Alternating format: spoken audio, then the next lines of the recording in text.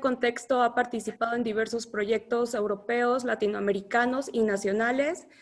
Además, es autor de numerosas publicaciones.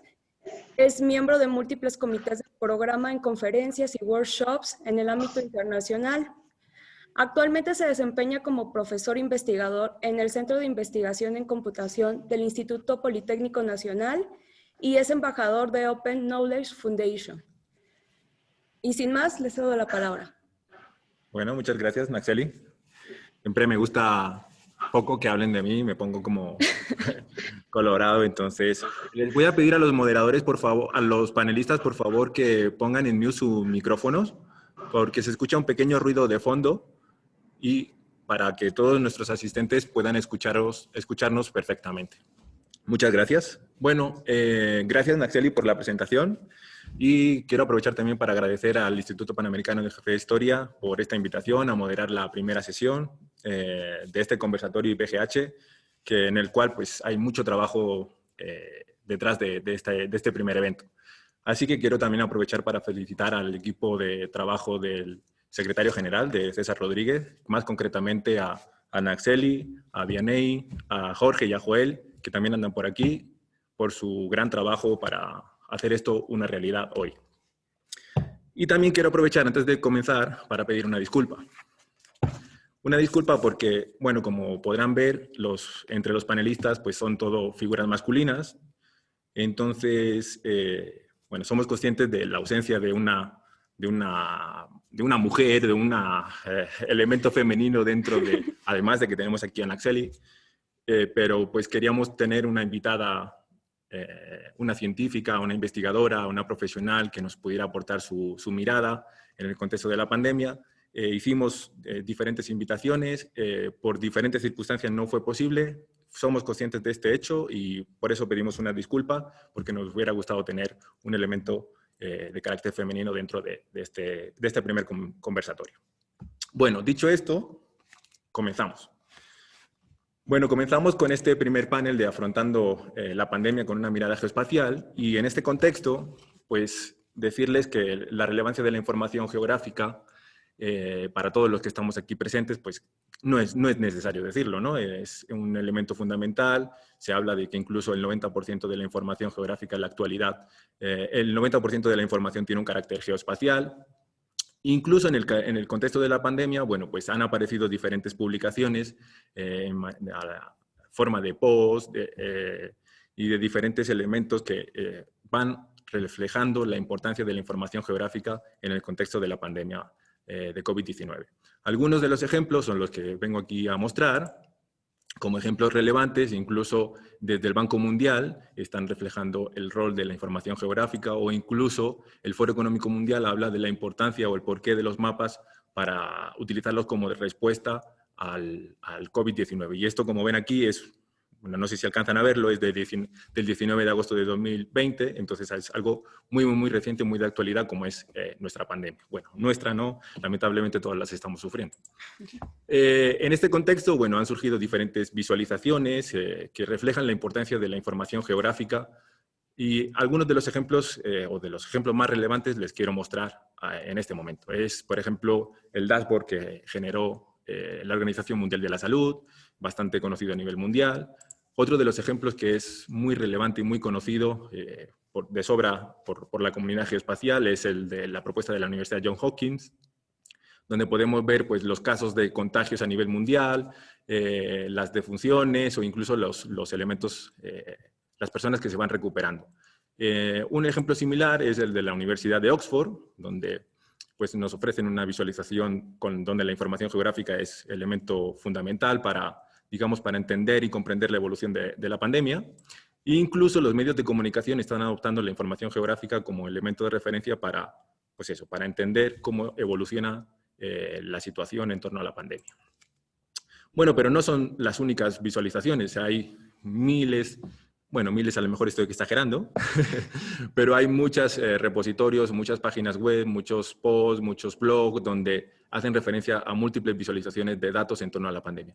Algunas de ellas con carácter geográfico, otras no tanto con carácter geográfico, pero hay múltiples ejemplos donde podemos encontrar dashboard o visualizaciones con entorno a la información geográfica bastante interesantes.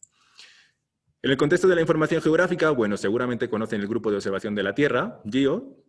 Bueno, aquí podemos encontrar múltiples ejemplos de proyectos, recursos, portales, dashboard, múltiples iniciativas alrededor del mundo que se están recopilando en este portal y que, bueno, pues son bastante interesantes y bastante recomendables poder tener un vistazo de qué se está haciendo en el mundo.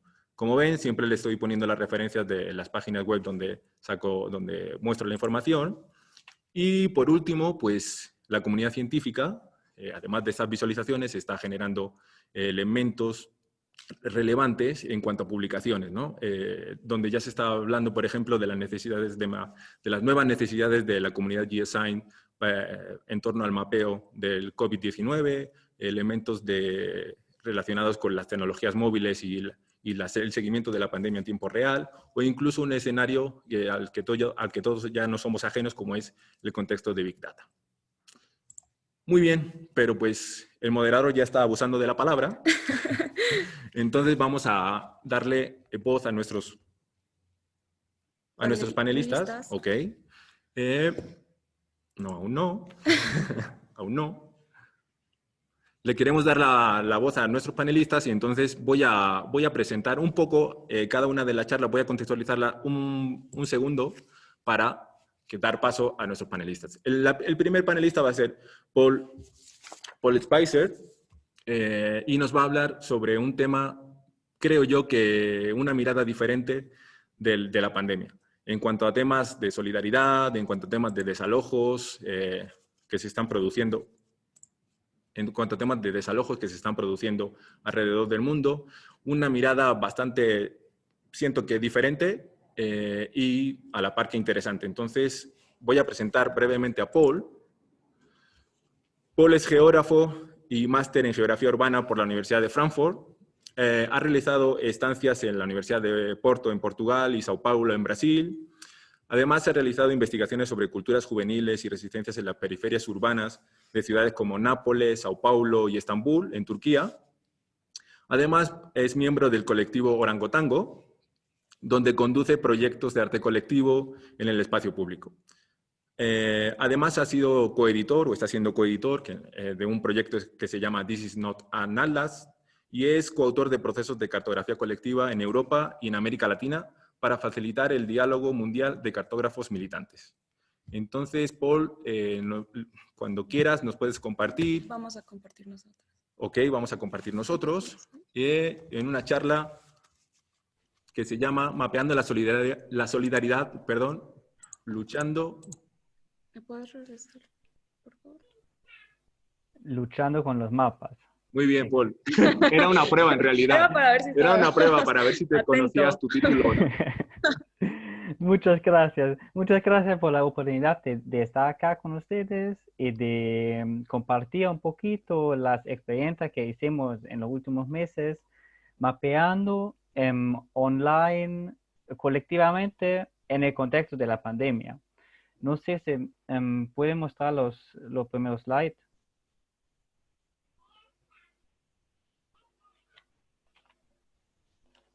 O ¿van a compartir ustedes? Paul, ¿estás viendo la presentación? No. Ok. Porque está compartiendo. No. ¿Sí lo alcanzas a ver, Paul? Ahora sí. Perfecto. Sí, listo.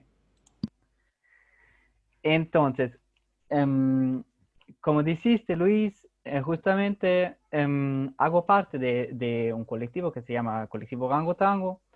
Y eso vale también para los trabajos que voy a mostrar, son trabajos colectivos. Entonces eso es importante que sí, lo voy a presentar yo, pero yo estoy acá por coincidencia o mejor por el contacto de Gabriela Fene Sánchez de la comunidad Geopujas de México, que hice este contacto, ¿no? Y les pido disculpas también por mi español o por mi ita portuñol. Voy a intentar de me hacer entender, ¿no? Y listo. Así vamos al próximo slide. Van a ver con nuestro colectivo trabajamos entre otras cosas, como somos geógrafos, artistas y activistas, todos, trabajamos entre otras herramientas con mapeo colectivo desde muchos años. Muchas veces en forma muy análogo y muy orientado hacia el proceso, ¿no? Que no siempre producimos un mapa que damos a imprimir, pero sí usamos el mapeo como en forma de refletir colectivamente. ¿Cómo hacemos eso? Eso durante algunos años conocemos muchos otros grupos o individuos que también trabajan con mapas de forma crítica y así en 2018 publicamos un libro, vamos al próximo slide. Publicamos este libro que Luis ya mencionó, This is not an Atlas, que es una colección global de cartografías críticas. Pero aparte del libro, este proyecto es más de todo el proyecto de crear una red de cartógrafas críticas en el mundo todo y de compartir prácticas y herramientas y todo. Y por eso también, aparte del libro, hacemos muchos eventos junto con otros grupos. Como ven acá a la derecha, una serie de eventos que hicimos el año pasado en América Latina, en Quito, Valparaíso, Porto Alegre, Tramandaí y Bogotá. Y justamente durante este año estamos en contacto y también en el inicio de este año, cuando se empezó a entender que estamos en situación de pandemia, nos contactaron unos compañeros de Porto Alegre y con esta demanda de trabajar junto un mapa para organizar las acciones solidarias en la región litoral de Río Grande do Sul, en el sur de Brasil, ¿no? Vamos al próximo slide. Y este fue para mí una de las primeras veces que trabajé con mapeo online, que como dice, muchas veces trabajamos más análogo, ¿no? Pero en este caso de pandemia, de cuarentena, nos parecía muy importante poder ayudar a organizar acciones solidarias. Se ven en el mapa, es bastante simples, hay varios planos de informaciones y es todo crowdsourced, en el sentido que las personas que en los colectivos, organizaciones, en estas comunidades, ponen puntos de donde las personas pueden consultar o accesar cestas de alimentos. Estos son los puntitos verdes y otras ayudas. Ya los puntitos lilas son para personas que quieren ayudar. Si clicas, te va a dar la información de qué tipo de ayuda estos lugares aceptan, ¿no? O necesitan. Así que es una herramienta muy, muy simple de organizar y muy, muy de emergencia, ¿no? Que creamos en 2 semanas para poner luego en uso. Que sentimos en este momento, que justamente yo estaba en Brasil también, sentimos ya que la situación era muy grave y las familias más marginalizadas estaban pasando hambre. Y todavía las informaciones en el mapa están creciendo y mucho también porque hay un grupo de estudiantes de geografía de la Universidad Federal de Río Grande do Sul que está muy conectado a las comunidades allá y trabaja todos los días con las comunidades, viendo las necesidades y haciendo contactos y todo eso. Como sabemos, el cambio social no se hace en el mapa, pero sí en el territorio, ¿no? El mapa es justamente una herramienta para orientar, para organizar. Bueno, como sabemos, vamos al próximo slide. otra cuestión muy importante en este contexto de crisis, de pandemia y de crisis económica es esta de la vivienda. Y otro contacto de nuestra red de cartografía es este colectivo de San Francisco, Estados Unidos, el Anti-Eviction Mapping Project, el proyecto de mapeo contra los despejos. Y vamos al próximo, hicieron ya en marzo, empezaron a trabajar en un mapa de políticas de protección de inquilinos y de alquiler, huelga de alquiler para los Estados Unidos. Y nos contactaron en marzo para que nosotras podemos trabajar en la internacionalización de este mapa. Y justamente, como ven, hoy día tenemos el mapa en más lenguas, también en español, y tenemos datos de varios países. Pero también vemos que los datos son distribuidos de forma desigual, ¿no? Todavía. Ya voy a hablar de eso también. En el mapa se ven, hay dos planos de datos. Primero este plano, los puntos rojos, son acciones de huelga de alquiler, pero también campañas y acciones de ayuda mutua. Ya en el otro plano, si vamos al otro slide, ven las políticas a nivel nacional o estatal o municipal de protección a los inquilinos y las inquilinas. Bueno, como este mapa también es crowdsourced, en el sentido que todas pueden poner datos, eso nos lleva a los problemas principales de infraestructura que tenemos en este tipo de mapa, ¿no? Si vamos al próximo, ven que para poner datos en este mapa usamos este formulario que es a la izquierda, que es un formulario de Google Forms. Pero sí, infelizmente, las herramientas que tenemos son muchas veces de Google o de otras empresas que crean un problema grave de seguridad de datos. Así que en contextos más represivos, como en este momento en Brasil, tenemos un problema. Y justamente, junto con otros compañeros y compañeras de Brasil, decidimos de crear otro mapa aparte para el Brasil, con una seguridad de datos mejor. Como ven a la derecha. Vamos al próximo slide, que van a ver el mapa, que es la misma de la vivienda, aquí del centro de San Paulo. Y en este caso, para este mapa, nuestro compañero Luis Felipe Morillo escribió un pequeño software que funciona para hacer el crowdsourcing de los datos.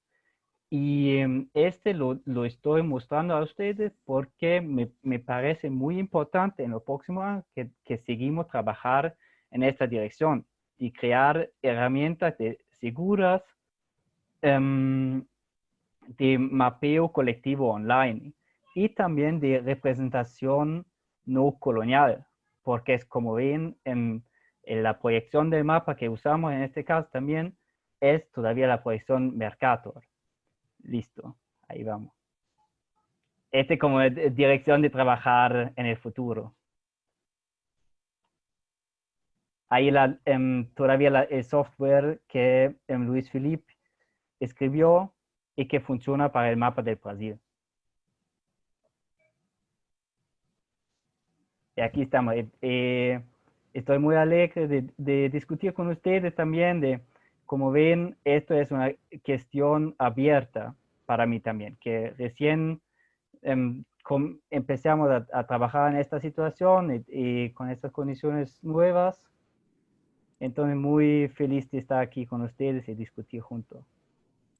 Muchas gracias, Paul. Como les decía, una visión diferente, ¿no? de los trabajos que, digamos, estamos acostumbrados a ver, una perspectiva social de la pandemia, de cómo se está afrontando el coronavirus desde otros puntos de vista, siempre utilizando el contexto de la información geográfica. Bueno, les recordamos que queremos hacer una sesión dinámica, interactiva con nuestros panelistas. De nuevo, gracias, Paul. Y pues que esperamos sus preguntas, sus comentarios para nuestros panelistas, para la sesión que estamos haciendo hoy a través de Zoom. Estamos retransmitiendo también por Facebook Live, por si quieren compartir el link con más personas, con más interesados. Y por favor, pues esperamos sus comentarios vía Zoom, vía Facebook Live, incluso vía Twitter. Y no olviden, bueno, ahí les ponemos todos los Twitter de los participantes, la cuenta del Instituto Panamericano de Geografía e Historia, y por favor no olviden el hashtag conversatorio IPGH para poder recopilar todas sus preguntas y comentarios. Muy bien, entonces continuamos con otro de los temas importantes dentro del contexto de la pandemia, y es el tema de movilidad. Cómo nos estamos moviendo en el contexto actual.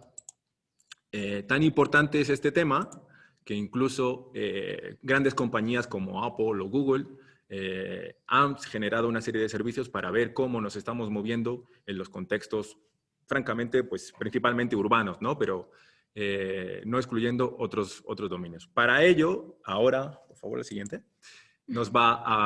tenemos a Daniel Orellana. Daniel, bienvenido. Daniel es biólogo ambiental, máster en sistemas de información geográfica y doctor en geoinformación por la Universidad de Wageningen en Holanda. Actualmente es profesor principal de la Universidad de Cuenca e investigador en ciencias geográficas y ambientales. Tiene una amplia experiencia en teoría y métodos de análisis espaciales aplicados a entornos ambientales y urbanos. Y bueno, Daniel es autor de muchísimas publicaciones, más de 50 publicaciones en revistas científicas y congresos. Bueno, Daniel, pues somos todo oídos. Por favor, cuéntanos. Muchísimas gracias, Natseli y Luis, y saludos a todas las personas que están compartiendo con nosotros.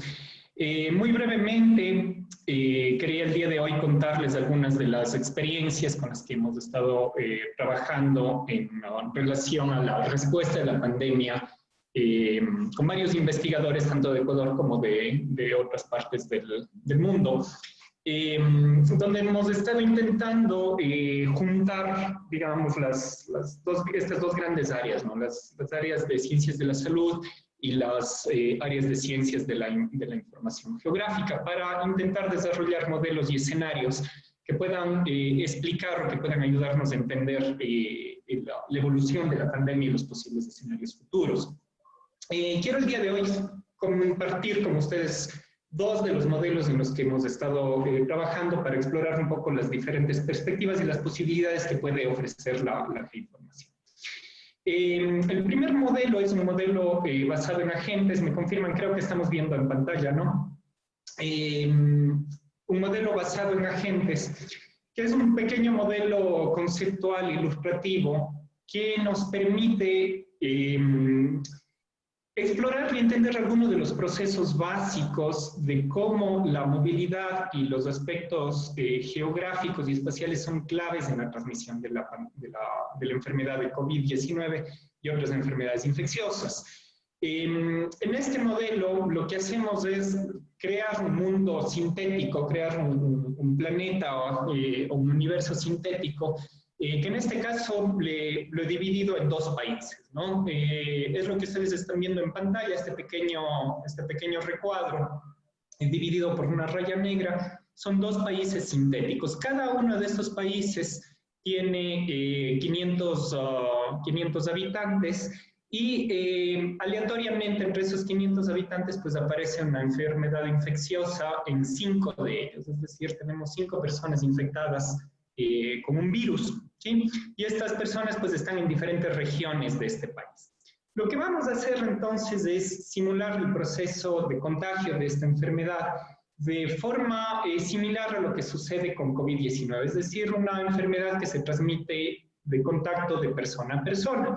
Vamos a asumir aquí que las personas se movilizan en su vida diaria, ¿no es cierto?, día a día, y van interactuando con otras personas. Y hay una probabilidad de contagio y de transmisión, pues, que depende en este caso, por un lado, de la enfermedad, de las características de la enfermedad.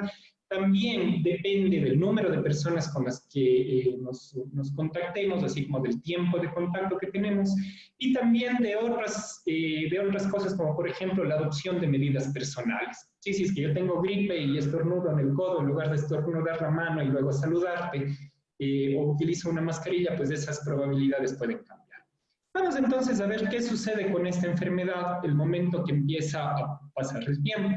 Vamos a ir simulando un día a la vez, ¿sí? El modelo va a ir avanzando un día a la vez y vamos viendo cómo estas personas representadas por los círculos van contagiándose de la enfermedad, van cambiando a color morado cuando están infectadas, como ustedes pueden ver. Voy a parar aquí, estamos en el día 20 de la enfermedad. Las líneas que ustedes están viendo en este gráfico representan la evolución de la enfermedad en el país 1, en verde, es el país de la izquierda, y en el país 2, a la derecha. Como ustedes ven, en el país 2, pues la enfermedad ha crecido mucho más, y esto se debe simplemente por un inicio aleatorio. Puede ser que las personas contagiadas estuvieron en diferentes partes del país o simplemente se estuvieron moviendo más.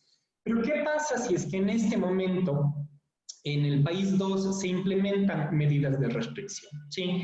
Se empieza a disminuir la movilidad y se empiezan a adoptar medidas personales de protección. Como ustedes pueden ver, en el país 1, ahora la movilidad sigue su curso normal, mientras que en el país 2, pues la gente se está moviendo mucho menos, ¿sí? Además, se están implementando medidas de detección, se están realizando pruebas de la enfermedad, ¿no es cierto? Y las personas que se detectan como contagiadas, pues guardan una cuarentena, se aíslan en sus casas.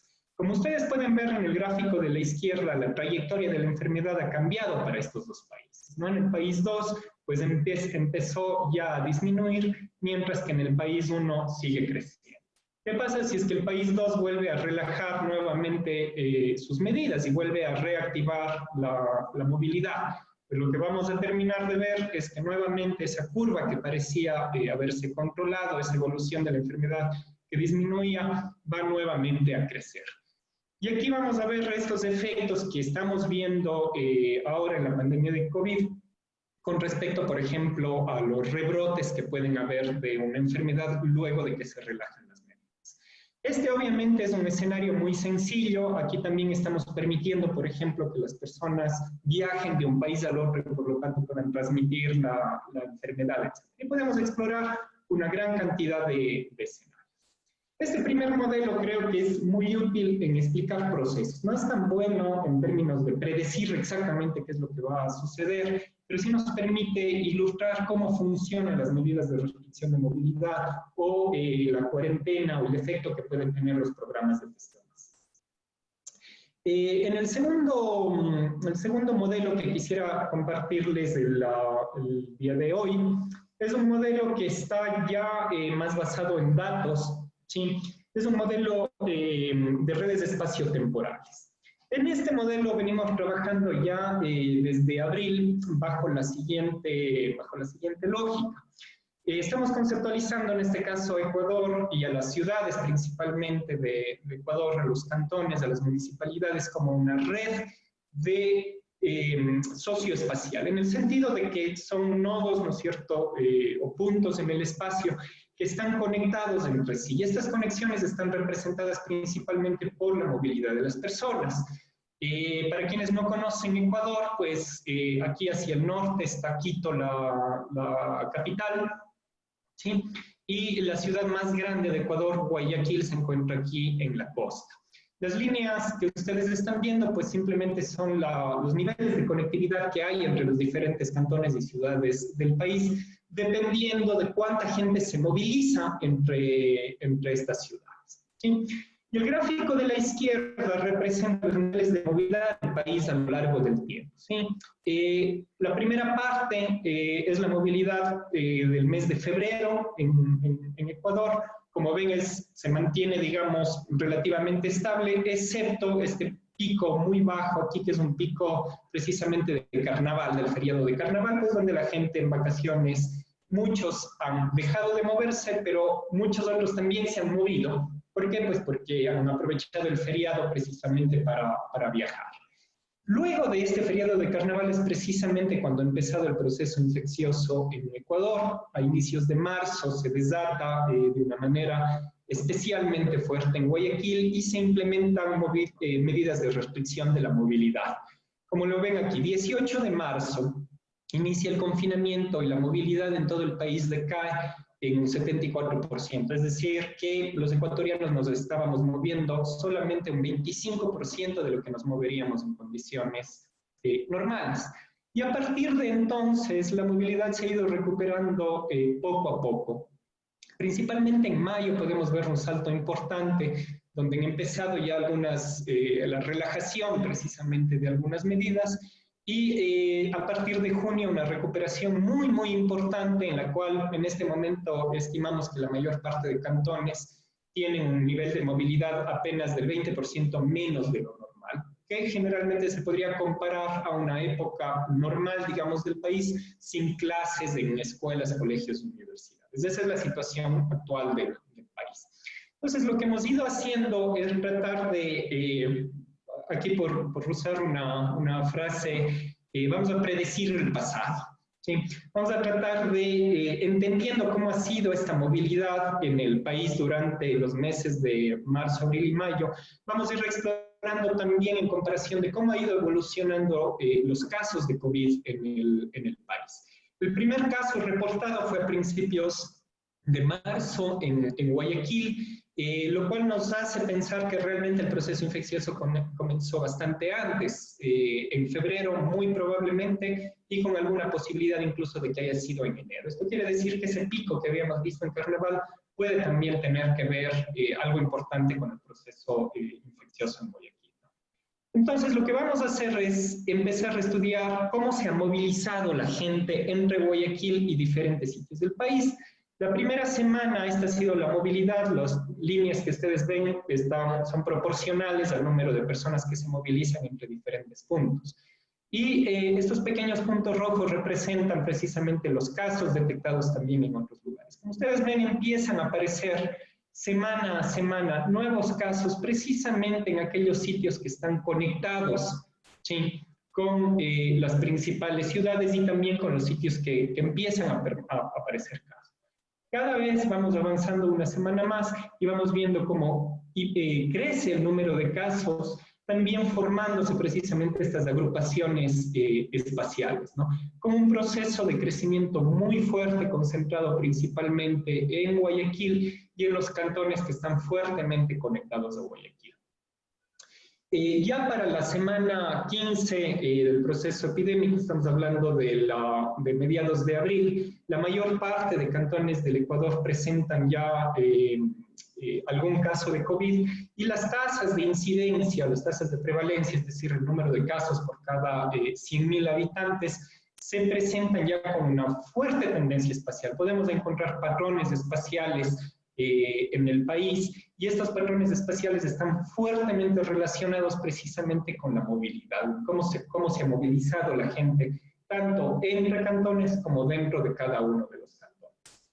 De hecho, lo que hemos hecho es aplicar algunas medidas algún análisis de red, específicamente lo que se llaman las medidas de centralidad, ¿no? Es decir, representar qué tan conectado está un lugar con otros lugares. Es lo que se llama la centralidad ponderada o el grado de centralidad ponderada.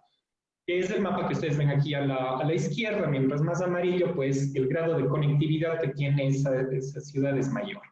En el gráfico de la derecha lo que hemos hecho es representar precisamente este grado de centralidad con respecto al número de casos acumulados de COVID-19. Y hemos encontrado, como ustedes ven, una relación muy, muy, muy fuerte de esto. Es decir, que los cantones más conectados, ¿sí?, que presentan más flujos de movilidad, han sido también los que presenten, los que tienen mayor número de casos de COVID.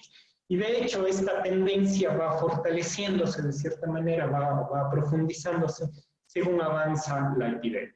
En primer lugar, entonces, hemos encontrado un proceso de dispersión relacionado con la movilidad intercantonal, y en la segunda fase de la epidemia hemos visto una profundización y un aumento de los casos muy dependiente de la conectividad y de la movilidad más bien interna. ¿Por qué decía predecir el pasado? Que alguien me dirá, bueno, ¿y qué chiste tiene esto? No, si ya sabemos lo que ha pasado.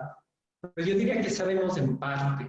Y precisamente yo creo que necesitamos estudiar esto mucho más, precisamente para entender y controlar estos posibles rebrotes de estas segundas o terceras olas que van a venir en el futuro en nuestros países, ¿no?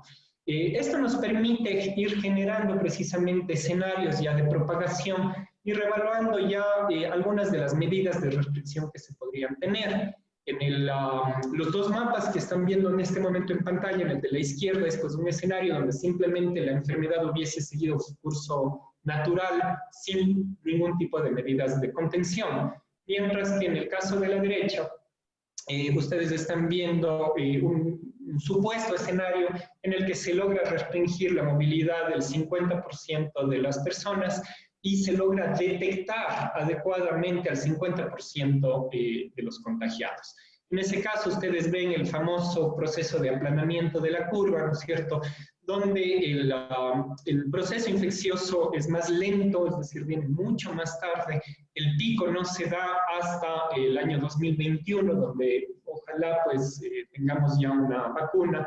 Los números totales de personas infectadas son muchísimo menores, es decir, en lugar de tener 10 millones en septiembre, como hubiéramos tenido sin la restricción de medidas, pues tendríamos alrededor de 1.200.000 infectados en marzo del año 2021. Entonces, creemos que este tipo de modelos basados precisamente en la ciencia y en la teoría geoespacial pueden ayudar definitivamente a un control más adecuado de la epidemia. Yo creo que esta interacción, digamos, entre las ciencias de la salud y las ciencias de la información geográfica son claves precisamente para poder tener un manejo más adecuado y poder tener lo que realmente todos creemos que es un nuevo escenario, ¿no es cierto?, de lo que se llama la nueva normalidad. Creo que lo que más nos asusta a todos son posibles profundizaciones de las restricciones de movilidad, y en este momento es mucho más lógico y mucho más adecuado tener un testeo masivo y unas medidas que sean mucho más precisas y nos permitan efectivamente retomar poco a poco nuestra actividad. Creo que eso me voy a parar aquí, más bien para dejar chance al final para la discusión. Muy bien, gracias Daniel. Pues interesante ver esas relaciones entre movilidad, pandemia y curiosa esa ¿cómo lo has llamado? Predicción del pasado. Muy interesante. Seguro que te van a llegar ahora muchas preguntas, ¿no? Aprovechamos para saludar a todos nuestros participantes, que hemos visto que nos han llegando saludos, comentarios, preguntas de asistentes de Ecuador, Panamá, Argentina, Venezuela, seguro que muchos más están ahí conectados y siguiendo nuestra sesión. Y no olviden que estamos recibiendo sus preguntas, comentarios a través de Zoom, de Facebook Live, perdón, y también de Twitter. ¿Sí? Ahí les ven todas las cuentas de los panelistas del Instituto Panamericano de Geografía e Historia, y por favor, pues el hashtag conversatorio IPGH, utilícenlo. Muy bien, entonces continuamos. Como ven, no estamos haciendo preguntas a los panelistas hasta el final para también recopilar sus preguntas y hacerlo así de una manera más dinámica entre todos.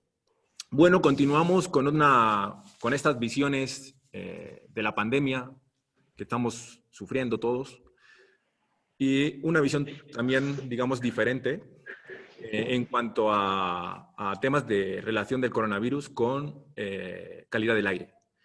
Bueno, seguramente habrán visto muchos estudios o noticias desde un enfoque médico, y han salido pues en diferentes medios de comunicación, como les digo, pero ahora le queremos dar una visión de carácter geoespacial a la temática. Y para ello pues tenemos como invitado al doctor Roberto Zagal. Roberto es doctor en tecnología avanzada en el Instituto Politécnico Nacional. Ha sido profesor e investigador en la Escuela de Cómputo Superior de Cómputo del Instituto Politécnico Nacional los últimos 8 años y consultor de transformación digital en empresas privadas y gobierno como Honeywell de México y Gobierno de la Ciudad de México. Además, pues Roberto también es un autor de múltiples trabajos científicos y director de al menos 30 tesis de ingeniería de sistemas en computación. Roberto, bienvenido. Bien, muchas gracias. Gracias por la invitación. No sé si pudieran darme permiso para poder compartir la presentación, por favor. Sí. Adelante. Gracias.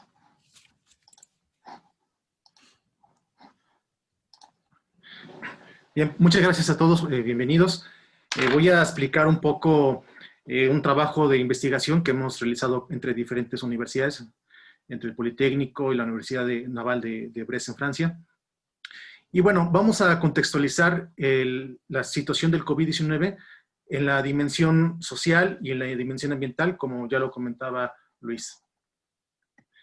Y bueno, aquí la cuestión es, lo que nos motiva a empezar este estudio, es cuál es la relación entre el COVID-19 y la calidad del aire, ¿no?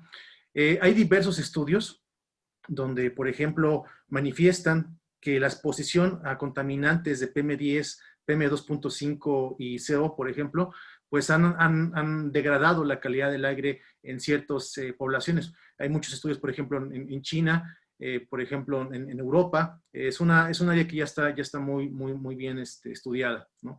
Y esos efectos en la salud, en temas respiratorios, pues se concentra mucho en aspectos de la afectación a los pulmones, de presentar sintomatología como dolor de cabeza, dolor de garganta, cuando los niveles de contaminación son muy altos, ¿no? Entonces, nos dimos a la tarea de analizar 3 componentes, PM10, PM2.5 y CO, en la década pasada, pero también estuvimos analizando cuál era el comportamiento de las enfermedades respiratorias del año 2005 y al 2015 en la Ciudad de México, ¿no? Bueno, en el Valle de México propiamente. Quien no conoce el Valle de México, bueno, es una zona que constituye la capital de México, del país, y algunos municipios conurbados, donde aproximadamente hay más de 20 millones de personas. Y bueno, recientemente algunas universidades, sobre todo en Italia, han hecho estudios sobre la propagación del COVID-19 con respecto a ciudades que presentan altos niveles de contaminación. Esto es lógico de pensar, porque si la mala calidad del aire genera una degradación del sistema respiratorio, pues como consecuencia se puede generar un nicho adecuado para que esta enfermedad se propaga. Pero bueno, esa es la cuestión ambiental y a nivel de salud. Nosotros hemos agregado una dimensión social. Por ejemplo, hemos detectado en estudios previos ciertas narrativas en redes sociales que la gente utiliza para describir efectos de la contaminación del aire, sobre todo a nivel de sintomatología, ¿no? El año pasado descubrimos un análisis que hicimos en redes sociales, detectamos cómo es que la gente se va quejando de problemas respiratorios cuando en Ciudad de México se van elevando los niveles de contaminación. Y detectamos en el tema de COVID, pues que estas narrativas se siguen utilizando para cuando alguna persona desea expresar que tiene algún síntoma de COVID y lo va compartiendo con su círculo social cercano, ¿no? Bueno, ese es el contexto de contaminación del aire en el Valle de México. Analizando los últimos 10 años del comportamiento de PM10 y de CO, aquí estoy presentando por razones de tiempo nada más el comportamiento de PM10. Recordemos que PM10 son partículas suspendidas, muy pequeñitas, que son capaces de penetrar desde el sistema respiratorio, desde los pulmones, y que incluso en algunos estudios, pues esas partículas pueden llegar hasta los órganos reproductivos. Ok. Entonces, el hallazgo que hicimos aquí, que encontramos, fue el centro norte de la ciudad del Valle de México históricamente ha sido el más afectado por altos niveles de contaminación de PM10, por ejemplo, ¿no? Es el mapa que podemos ver del lado izquierdo. Al centro nosotros podemos ver una proyección, una estimación de cómo estos contaminantes se han dispersado a lo largo de la década pasada, y podemos ver cómo hay una zona pues donde ya ha habido una población expuesta a estos niveles, ¿no?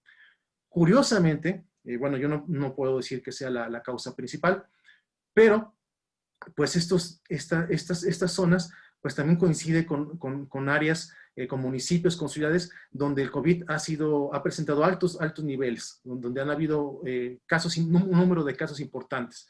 Esto lo hicimos, analizamos datos de junio a la fecha, y bueno, los municipios de las ciudades del centro norte del Valle de México pues son de las más afectadas. Entonces aquí hay una coincidencia que está ocurriendo en el Valle de México.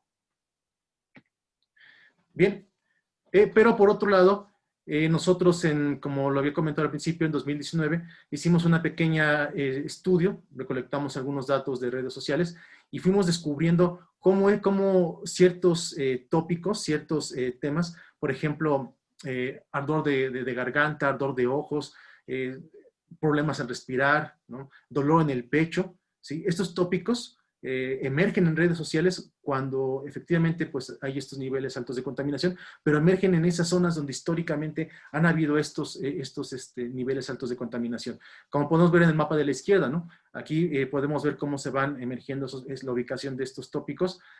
También aquí emergen, por ejemplo, en ciudades, en zonas donde hay altos casos de enfermedades respiratorias, ¿no? Puede ser, por ejemplo, alguna enfermedad en los pulmones, alguna enfermedad en la garganta. Y del lado derecho podemos ver cómo se han dispersado tan solo en 2019 algunos 3 contaminantes como PM10, 2.5 y CO2. Y vemos cómo esto, pues las zonas de afectación se van moviendo del centro hacia el norte. Bien, en cuanto a la cuestión temporal, esta gráfica pues explica un poco el grado de exposición tan solo que hubo en 2019 de PM10 en el Valle de México. Podemos observar un pico de estos contaminantes del mes de octubre hacia diciembre y va descendiendo hacia el mes de febrero, ¿no? Como podemos verlo en la gráfica de arriba. Pero también, analizando las tendencias de los últimos 15 años de enfermedades respiratorias, pues los casos de enfermedades respiratorias se incrementan a partir en el mismo periodo, ¿no? Entonces, aquí solamente estamos hablando de escenarios. Creemos posiblemente pues los meses de septiembre, octubre, noviembre y diciembre puedan ser críticos para la propagación del COVID-19.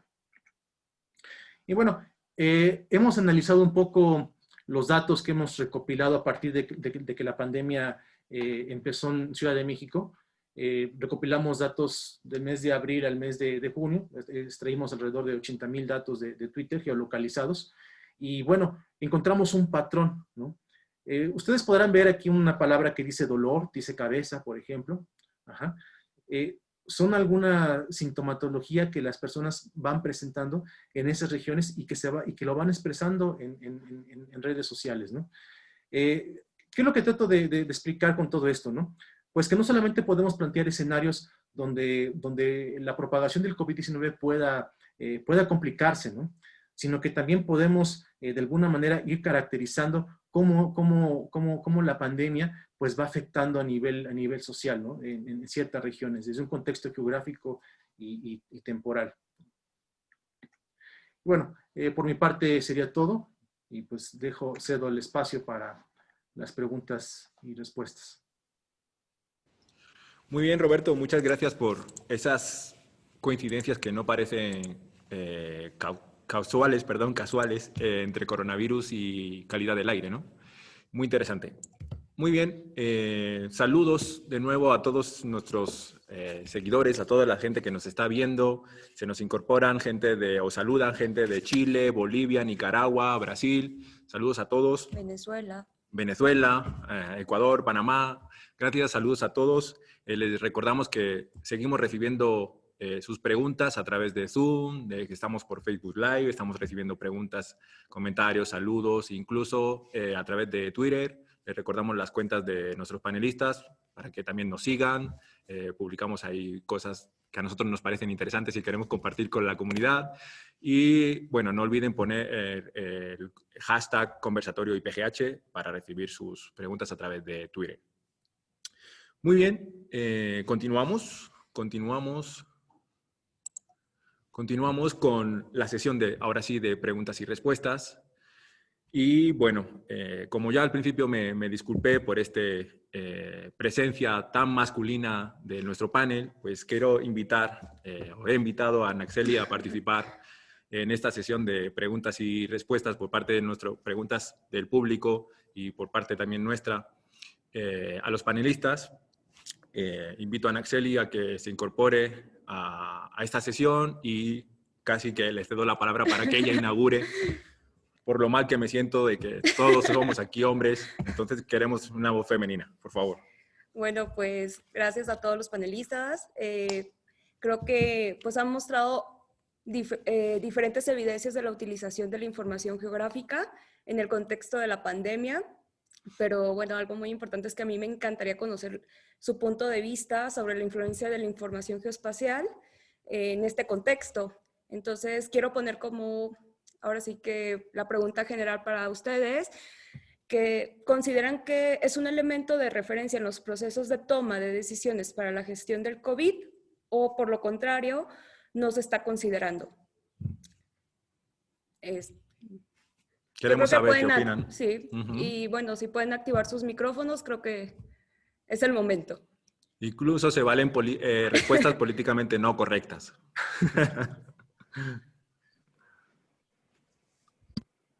¿Quién quiere empezar? ¿Quién se anima a romper el hielo? Lo invité con toda la intención, ¿eh? Una pregunta difícil para empezar. A ver, yo creo que no se está tomando en cuenta tanto como se debería. Me parece, y de hecho es evidente cuando tú ves un poco las exploraciones que se han hecho en términos geoespaciales, la mayor parte de ellas no van más allá de la visualización. Es decir, los mapas, los dashboards están un poco de moda, digamos, en el sentido de que ha sido una oportunidad interesante para la gente, para que practiquemos, digamos, posibilidades de visualización, de mapeo, etcétera.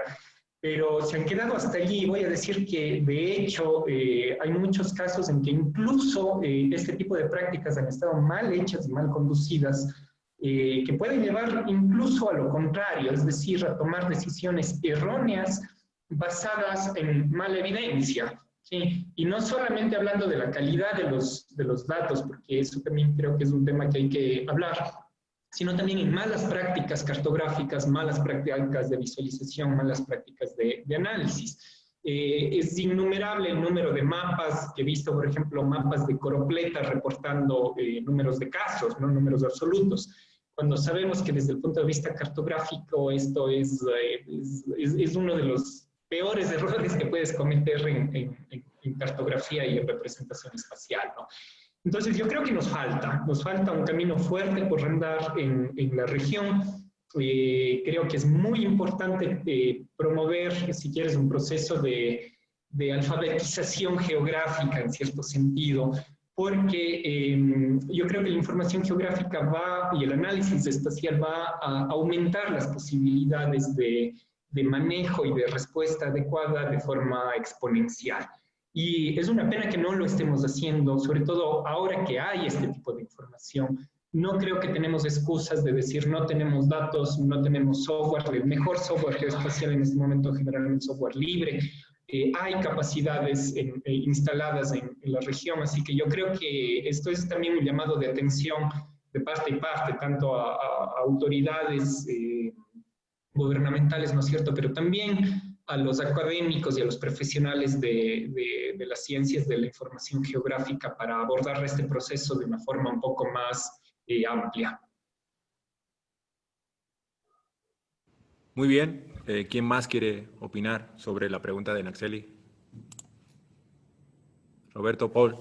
Bueno, yo muchas gracias también, Daniel, por mencionar la noción de alfabetización geográfica y cartográfica, porque justamente lo que yo siento en estas experiencias de que hablé es que la mejor parte del trabajo que nosotros hacemos en este tiempo es la comunicación y organización transnacional y global, ¿no? Y vemos que por la primera vez un sentimiento muy, muy fuerte de que estamos en una situación común bueno, aparte de todas los contextos muy específicos y todo, sentimos que hay no solamente la pandemia, pero también la crisis económica y política que sentimos tanto en Europa como en América del Norte, como en América Latina también. Y creemos que si entendemos política y acción política, no solamente como de parte de los estados, pero también de los movimientos sociales y organizaciones populares y todo, ese sí, los mapas son una de las herramientas más fundamentales para que entendamos nuestra situación en que estamos casi todos, ¿no? Roberto. Sí, gracias. Bueno, yo pienso que el tema de la pandemia es un problema multidimensional que es conectado por el análisis espaciotemporal, definitivamente, ¿no? Y me baso pues en la primera ley de geografía, ¿no? Entonces, pues donde algo coincide en tiempo y en espacio, bueno, ahí es por alguna razón, ¿no? Pero yo pienso que los tomadores de decisiones es momento de acercarse a los grupos, a los colectivos de acción ciudadana, como el que Paul representa, o la academia, ¿no? Es un momento vital para integrarnos precisamente en un problema multidimensional. Yo puedo hablar desde las dimensiones que yo observo, la cuestión ambiental, la cuestión de calidad del aire, pues analizándola, ¿no? Desde diferentes perspectivas, podemos ubicar en dónde actuar, ¿no? Ya sabemos en ciertos lugares donde históricamente ocurre, donde la gente ha sido expuesta a diferentes contaminantes, donde sabemos que hay una incidencia ya de por sí de enfermedades respiratorias, donde sabemos, por ejemplo, que hay un nivel socioeconómico medio o bajo, y donde las oportunidades para enfrentar esto pues son más difíciles de alcanzar, de obtener, ¿no? Entonces, yo pienso quiero pensar que todavía no sabemos cómo integrar las diferentes dimensiones que se involucran en este tema, pero creo que hemos ido aprendiendo. Creo que ese tipo de foros, como el que hoy estamos participando, pues nos acerca un poco eso, a integrarnos, hacer un poco de conciencia y saber que es un problema multidimensional que debemos pues de atacarlo con la participación de muchos. Habéis mencionado la academia y la ciudadanía como elementos clave en torno a la información geográfica, pero recogiendo una de las preguntas que nos hacen, ¿cómo veis el rol futuro de las agencias productoras oficiales de información geográfica? ¿Cómo veis ese rol en esta situación? Así en una respuesta rápida porque tenemos muchas preguntas de la gente y queremos dar cabida a todas ellas. Pienso yo que es un rol protagónico porque necesitamos, como lo comentaba Daniel, una alta calidad en datos, en geografía, y ahora es cuando más se necesita. Esa sería mi respuesta. Yo concuerdo completamente con Roberto. De hecho, este trabajo, sobre todo el segundo modelo, el espacio temporal, lo hemos desarrollado precisamente en el contexto de una colaboración con el Instituto Geográfico Militar de Ecuador, ¿no? Que tiene precisamente una capacidad instalada súper buena y excelentes profesionales en esto, y es precisamente allí ese rol el que debe intentar permear un poco más allá, ¿no? Es decir, yo creo que los gobiernos deben reconocer muchísimo más la importancia de los institutos geográficos nacionales, porque son realmente quienes nos van a proveer de esto, ¿no? En Ecuador tuvimos una terrible experiencia el año pasado sobre un proceso de desmantelación del Instituto Espacial Ecuatoriano, con una estrategia de comunicación perversa diciendo, bueno, ¿y qué tiene que ver Ecuador con el espacio? ¿No? Como, nos vamos a poner a construir cohetes espaciales. Es decir, cuando yo hablaba de alfabetización geoespacial, yo creo que estamos hablando de eso. Yo creo que incluso en las más altas esferas gubernamentales no se entiende la enorme importancia de la información geoespacial. Y yo creo que precisamente ese rol debe ser recuperado y potenciado en nuestros países. Bueno, al mismo tiempo creo que justamente en este momento tenemos que tener una lectura muy crítica de los mapas que estos institutos producen, ¿no? Como sabemos también que en muchos gobiernos de ultraderecha, desde el inicio de la pandemia, llamaron el virus de virus chinés, ¿no? Y vemos que este es una producción discursiva que tenemos que tener en cuenta y criticar tanto de los institutos de los gobiernos, cuanto de todas otras producciones cartográficas que vemos hoy día en las redes sociales y todo. Pues gracias por sus opiniones. Creo que ahora pasaremos a las preguntas de los participantes. Tenemos muchísimas preguntas, vamos a tratar, también estamos ya sobre tiempo, pero vamos a intentar por lo menos compartirles alguna a cada una y empiezo contigo, Paul. Tengo una de Nadia Romero que nos pregunta, ¿en base a qué datos qué plataforma utilizaron? Es de Anaí Membrive. Eso es para los 3 mapas que mostré. Sí. Sí, ¿qué plataformas, entiendo que tecnológicas utilizaron? Claro. En la primera, esa de Brasil, de Río Grande do Sul, utilizamos una plataforma CartoDB, que es una plataforma comercial, pero que abrió, que dio acceso a la plataforma a organizaciones de sociedad civil que usan la plataforma en contexto de la pandemia también. Mismo así, es una plataforma con muchas restricciones, ¿no? Y nos gustaría de usar justamente una plataforma de software libre que todos y todas puedan ver perfectamente cómo funciona todo, no solamente la visualización, pero también la sincronización de datos y todo. Y ya los otros 2 mapas es la segunda, esta del grupo de San Francisco, Anti-Eviction Mapping Project. El software del mapa es una producción del Anti-Eviction Mapping Project. Pero como mencioné, la sincronización de datos funciona con varias otras plataformas existentes como Google Forms y la tabla de Google que sincroniza después con el mapa. Y el último mapa justamente es un pequeño software muy simple que nuestro compañero Luis Filippi escribió. Es un desarrollo propio entonces, de esas Claro. 2 últimas opciones combinadas con tecnología de Google, entiendo. Claro. Okay. Ya los tiles, los mapas son de OpenStreetMap.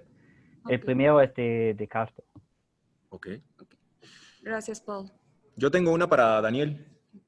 Daniel, nos pregunta la gente, me ven mirando el teléfono porque tengo aquí muchas preguntas también de mi lado, entonces no es que esté respondiendo a redes sociales ni nada, es que tengo aquí preguntas para los panelistas, pero nos han enviado tantas preguntas que casi no las voy a utilizar. Daniel, ¿de dónde obtuviste la información de movilidad? ¿Cuáles fueron los insumos para...? Te voy a hacer 2 por 1, así que por favor nos responde rápido. ¿Cuáles fueron los insumos para el cálculo de la movilidad en Ecuador? Y si está disponible tanto tus insumos, tus resultados en algún lugar, en alguna publicación, en alguna URL.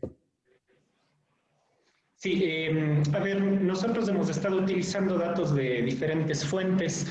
Primero, la línea base, trabajamos con datos de un proyecto de movilidad bastante amplio en Ecuador que se llama el proyecto IRMOVA, que estableció la movilidad interparroquial. Las parroquias son el tercer nivel de división político-administrativa en Ecuador.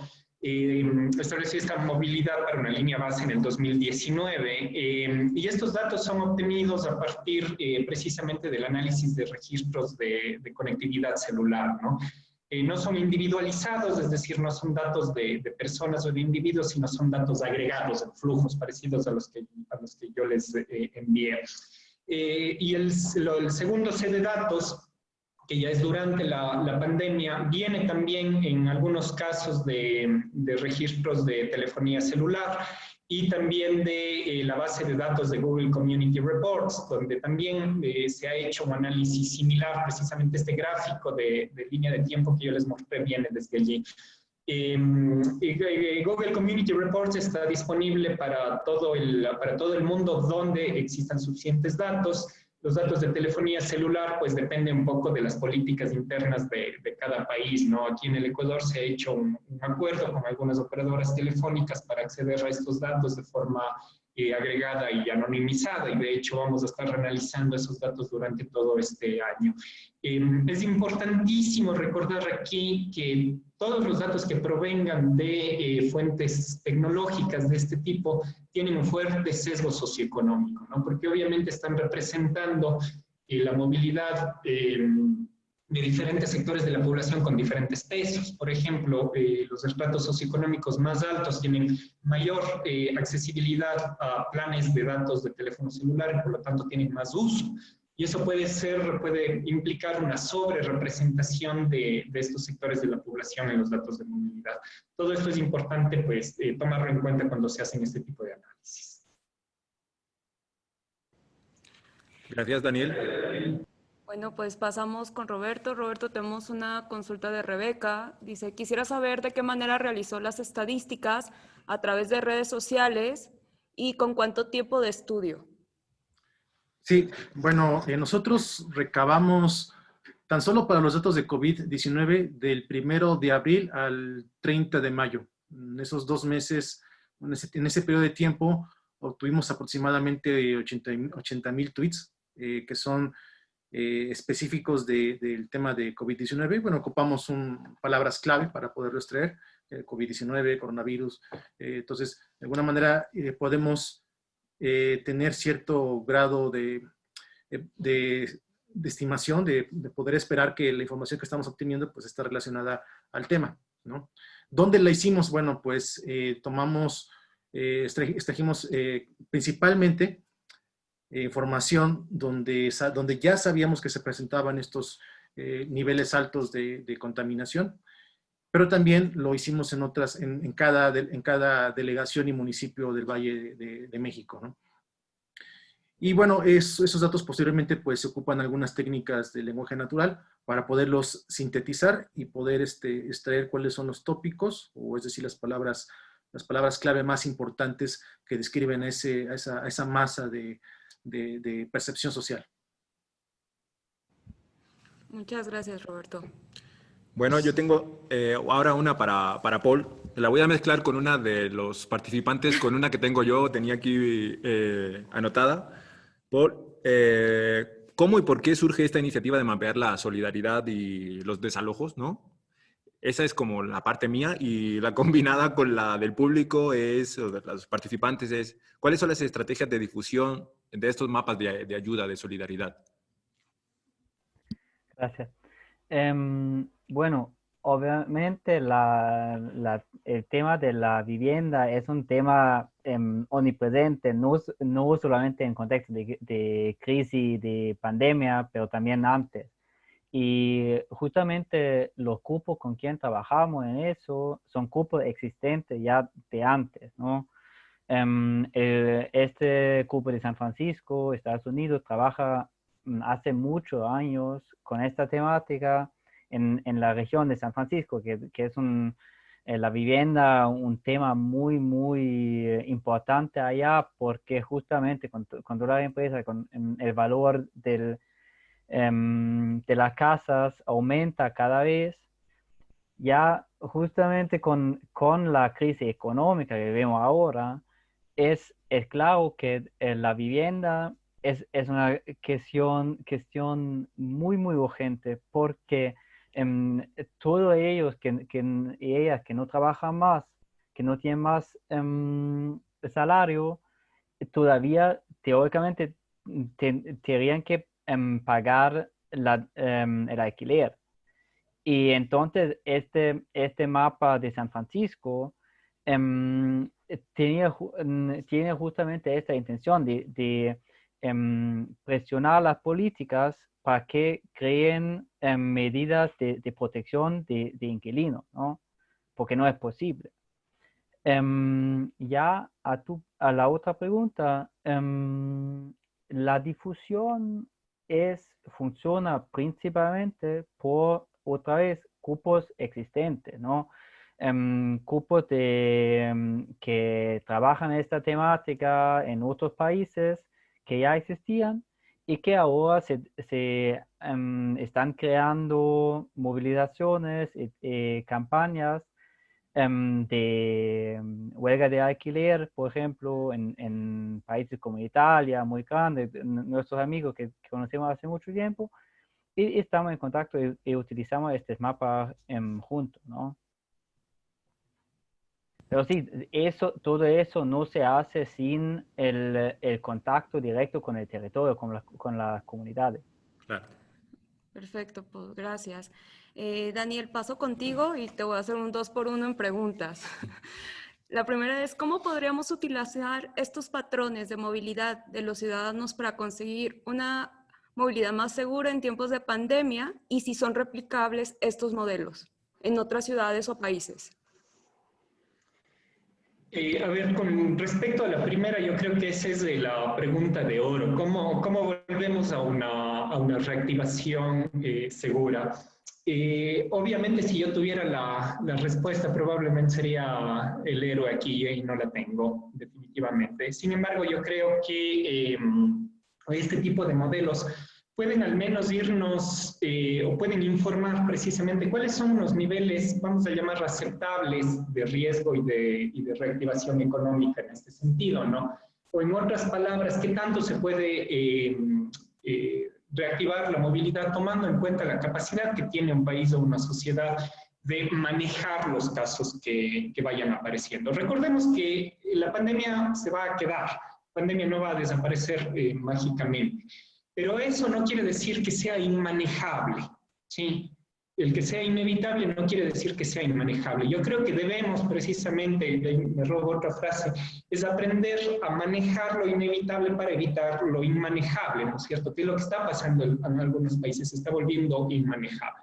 La modelización, este tipo de análisis, las ciencias geográficas y espaciales creo que nos van a permitir precisamente ayudar a manejar esto y poder aprender a convivir con la epidemia de una manera que no pongamos en un riesgo excesivo a la población. Sobre si son replicables, yo aquí voy a aventurarme, digamos, a una posición científica sobre la generalidad de esto. Yo creo que sí. Yo creo que si aplicamos una visión más general, sin entrar a temas muy específicos, yo asumiría que la mayor parte de resultados que estamos encontrando vamos a verlo de forma similar en muchos países, donde simplemente van cambiando ciertas dinámicas, pero el comportamiento general yo creo que es un comportamiento emergente que va a ser muy similar en diferentes ciudades y países. Muy bien, gracias, Daniel. Bueno, teníamos previsto acabar ya, pero como tenemos tantas preguntas, vamos a tomar unos minutos más. Así que, por favor, no se vayan, quédense un poquito más. Tenemos un anuncio de una convocatoria que queremos hacer al final, entonces, por favor, esperen.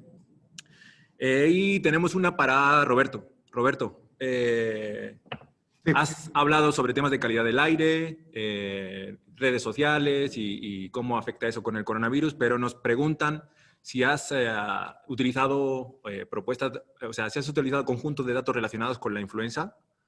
No. ¿Y cómo? ¿No? ¿No?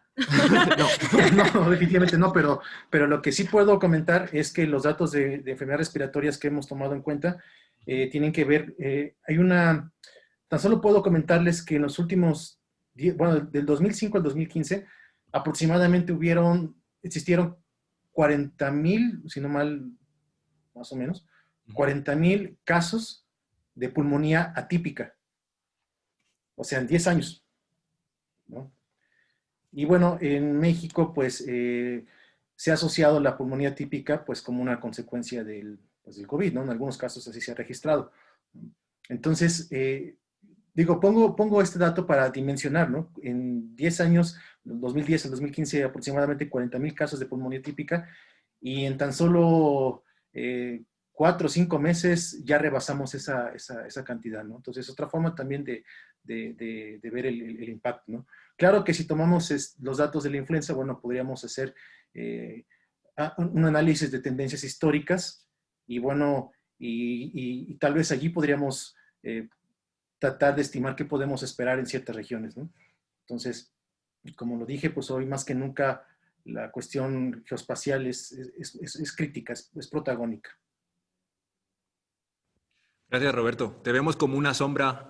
Eres un espíritu, eres una persona. Es que ya se oscureció. Queremos que nuestros participantes te vean, te reconozcan. Muy bien. ¿Continuamos con Paul? Sí. ¿Una para Paul? Paul, ¿cómo podemos contribuir a estas iniciativas de solidaridad? ¿Quiénes? Todos nosotros. El que quiera. El que quiera participar con tus iniciativas de crowdsourcing, incorporando datos. Otra vez, hablamos de un contexto específico, local. Empezamos por nuestras vecinas y preguntamos de qué necesitan, qué dificultades tienen, qué tenemos que organizar juntos y juntas para afrontar esta pandemia, ¿no? Ya en los proyectos existentes, acá, bueno, nos escriben y sí, tenemos mucho, pero mucho trabajo, como prácticamente eso es trabajo que algunos de nosotros y nosotras tenemos trabajo en salario de las universidades, otros y otras no. Y trabajamos prácticamente todas las noches escribiendo los programas, el software, comunicando con las comunidades, viendo, ¿no? Adaptando los datos para visualizar, y hay mucho para hacer. Y como ven en el mapa, por ejemplo, de la vivienda, en América Latina no hay muchos datos todavía. Así que sí, algunos de las personas presentes hoy quieren ayudar con eso. Estamos muy, muy contentos de ver justamente cómo podemos utilizar los mapas más en América Latina y también cómo adaptamos las categorías. Si ustedes nos dicen que en Colombia no es tanto la categoría de huelga de alquiler, pero sí otra, lo adaptamos. Estamos juntos para eso, ¿no? Y se escriben al mail de Orangotango o de Northern Atlas, lo leo yo, escriben sin nada, escriben, vi la conversación acá y quería saber más, quería ayudar, son muy contentos. Pues gracias, Paul. Y si no, pues también te pueden escribir a través de tu Twitter para sumarse a estas iniciativas, ¿no? Está aquí en la pantalla.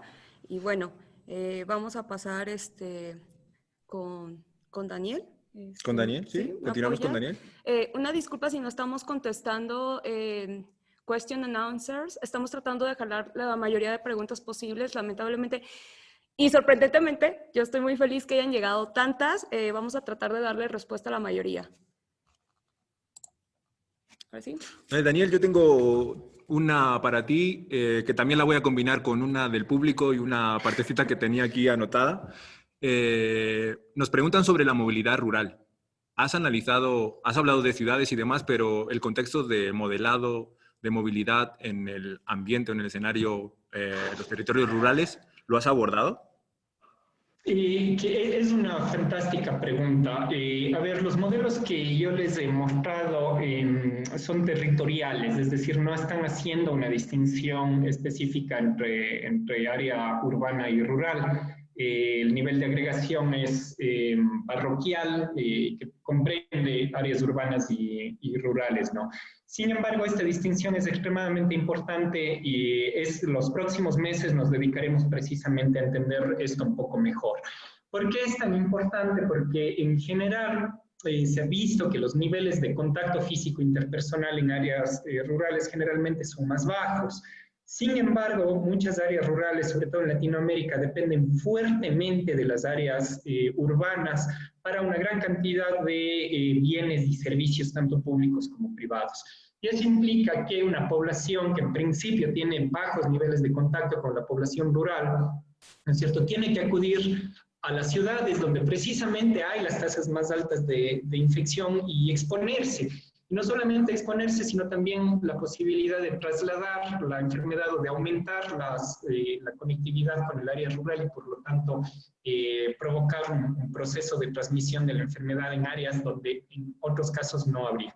Y hay varias evidencias de esto, sobre todo en la zona amazónica ecuatoriana, donde precisamente poblaciones o áreas relativamente rurales son las que tienen una tasa de prevalencia más alta.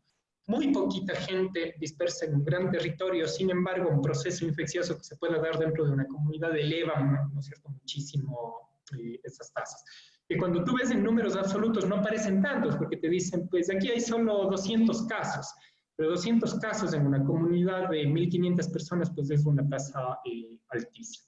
Entonces, efectivamente, este es un tema clave y esperamos que los próximos meses tener un poco más de información y de datos para poder analizar esto. Lo cual es un reto también porque con el tipo de información que estamos utilizando, generalmente hay una sobrerepresentación de las poblaciones urbanas sobre las poblaciones rurales. Gracias, Daniel. Pues, Roberto, te tengo una pregunta. ¿Hay variaciones espacio-temporal en los patrones que identificaste? En cada dimensión, sí, o sea, definitivamente. Por ejemplo, cuando analizamos el contexto histórico de la contaminación del aire, pues vemos cómo esta se ve reflejando principalmente hacia el norte de la Ciudad de México, ¿no? En Nezahualcóyotl, en Ecatepec, en la Gustavo Madero, en municipios que tienen ciertas características de población. También en cuanto a la distribución de problemas respiratorios, pues sí, el patrón va cambiando, ¿no?, conforme el tiempo, ¿no? Va coincidiendo en el norte junto con la contaminación. Cuando vemos, por ejemplo, la cuestión social, la dimensión social, todas estas manifestaciones de síntomas que expresa la gente en narrativas de redes sociales, pues también se van moviendo hacia esas zonas, ¿no? Y bueno, y al final, pues en tema de COVID, pues Nezahualcóyotl, Ecatepec, Gustavo Madero, pues también ha sido de las zonas al norte de la Ciudad de México, al oriente de la Ciudad de México, pues también afectadas, ¿no? Entonces, de manera individual, pues sí hay variaciones en el contexto regional, de manera conjunta, a nivel multidimensional, pues pueden ir coincidiendo, ¿no? Desde luego, pues yo no he dicho que esto sean las causas, pero simplemente vamos colocando los escenarios, ¿no?, que pueden servir para tomar decisiones. Muchas gracias, Roberto. Pues yo creo que ya estamos sobre el tiempo. ¿Quieres hacer un cierre para...? Me gustaría, en un minuto de cada uno de vosotros, haceros una última pregunta para cerrar con una general como empezamos. Una pregunta que viene de las redes sociales dice, en cuestiones geoespaciales estadísticas, ¿qué les hizo falta hacer a los países con más decesos por la pandemia? Estados Unidos, Brasil, México. ¿Qué creéis vosotros que les hizo falta en cuestiones de información geoespacial, estadística? ¿Empezamos contigo, Paul? No es fácil para terminar. No, no es fácil. Creo que es una cuestión política. Como justamente sabemos en los Estados Unidos, el Brasil no es por acaso que están en esta situación ahora. Así que es el uso que hacemos de los datos. Los datos los tenemos desde el inicio. O potencialmente los tenemos, sí. Gracias, Paul. Daniel. Daniel, Sí, ponle un poco de picante a esto para terminar, por favor. Ya que estamos en México, te tengo que pedir picante. sí, a ver, yo creo que el camino a seguir debe ser precisamente una combinación entre, si quieren, las diferentes aproximaciones que hemos visto hoy día, ¿no? Es decir, tanto una académica fuertemente basada en los análisis más avanzados que se puedan tener y en tecnologías de punta, pero no nos olvidemos que, como había dicho, esto puede dejar a mucha gente atrás. Yo creo que el trabajo que hace Paul y su colectivo es imprescindible, imprescindible, porque si no, otra vez la pandemia va a ampliar las brechas socioeconómicas a poblaciones que se van a quedar detrás de todo esto. Entonces, yo creo que a dónde debemos llegar precisamente es una combinación de estos esfuerzos académicos, gubernamentales, pero sobre todo sociales, ¿no es cierto?, para poder enfrentar esto desde una lógica basada en evidencia. Gracias, Daniel. Roberto. Sí, Roberto, gracias, ahora sí bueno. vas a poner el picante, tú que eres mexicano, por favor. Es que ya mis compañeros me dieron tiempo para pensar, ¿no? Me dieron la ventaja. No, pues yo creo que hay un tema clave, ¿no? Que es trabajo multidisciplinario. Hoy más que nunca se requiere esto para plantear políticas de prevención. Pero esas políticas de prevención deben estar basadas en datos geoespaciales, principalmente análisis de datos, pero desde un enfoque espaciotemporal. Y yo pienso que el ejemplo de ese trabajo multidisciplinario, pues es lo que ustedes magníficamente han logrado organizar en este foro. Daniel, pues nos ofrece una dimensión de movilidad. La movilidad inevitablemente genera contaminación, como yo les he comentado. La contaminación, pues tiene repercusiones en salud y eso me genera condiciones para que se propague este tipo de enfermedades, ¿no? Pero esto también me genera, con los datos, el análisis geoespacial, pues yo puedo definir o podemos definir en dónde actuar, en dónde podemos ayudar socialmente, y yo creo que trabajos como lo que hace Paul, como lo que hace sus colectivos, es primordial. Entonces, pienso yo que la palabra clave es articulación. Esa articulación y ese tipo de eventos que ustedes han organizado, pues sirven para que nos demos cuenta de eso. Y yo creo que no todo es pesimismo. Si quieren pesimismo, y tengo el mapa de cómo se ha propagado el tópico de tristeza en este tiempo de COVID, pero no vamos a hablar, pero no hay que pensar solamente en eso. Yo creo que esto nos va a motivar a organizarnos, a interactuar desde la humildad, compartir ideas como lo estamos haciendo ahorita. Y yo pienso que podemos aprovechar esta oportunidad para hacer un desarrollo tecnológico multidisciplinario increíble, ¿no? Como pocas veces se ha visto. Y ahí creo que hay oportunidad para que Latinoamérica pueda generar soluciones de prevención. Y bueno, ese es mi comentario. Espero, no fue muy picoso, pero pues...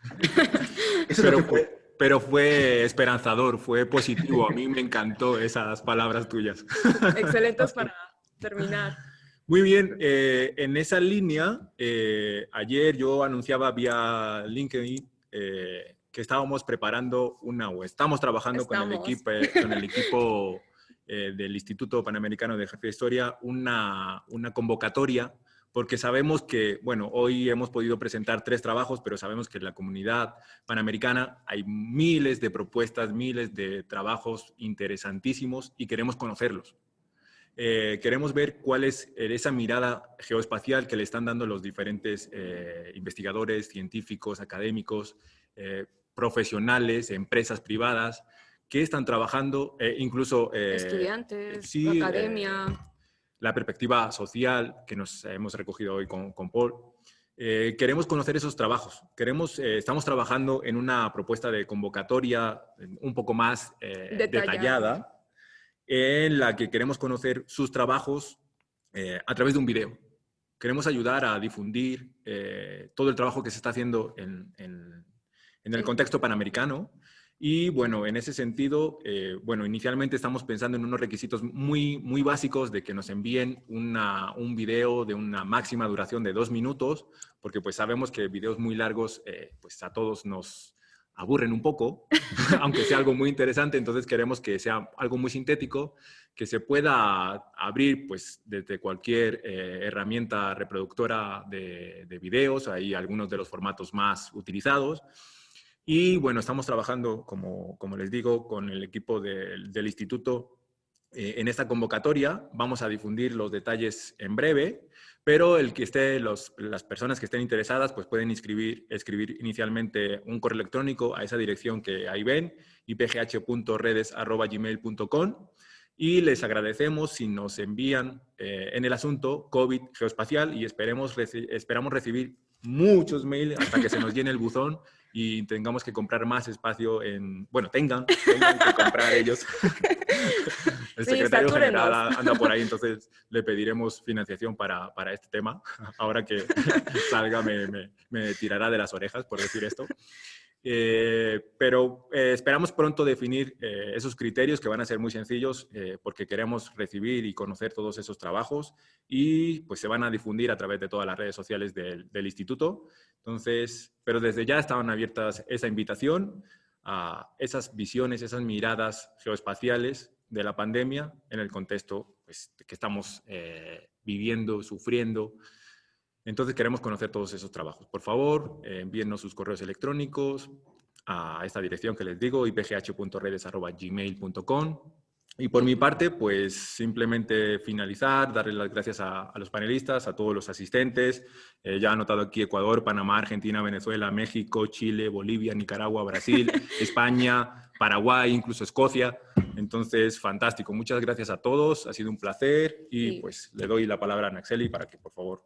No, pues desde el nombre del IPGH, nuevamente muchas gracias a los panelistas, a todos nuestros espectadores.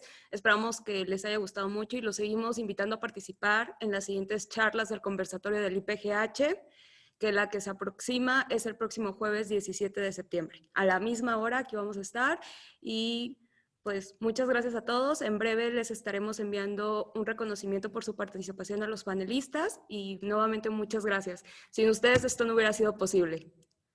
Y bueno, si me permiten, quiero regresar a dejar de compartir pantalla para tomar un screenshot de los ponentes. Así que, ¿viene? ¿Nuestra mejor sonrisa? Sonríen, por favor. Y bueno, espera, a ver, nada más que nos confirme aquí el equipo técnico. ¿Listo? ¿Sí? ¿No? Todavía no.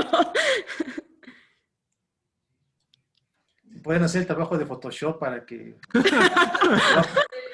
Se lo agradecería mucho. Sí, tenemos aquí a la experta en ese tema. Y pues, creo que ya. Listo, pues muchas gracias nuevamente. Desde el IPGH es un honor tenerlos aquí, y esperamos que, pues, sigamos trabajando juntos, y ya quedamos que la próxima vez tiene que ser aquí, o sea, en México, aquí en este instituto, esta Secretaría General. Muchas gracias. Tienen la invitación. Un abrazo. Un abrazo a la distancia. Chao. Bye. Gracias. Hasta luego. Hasta luego.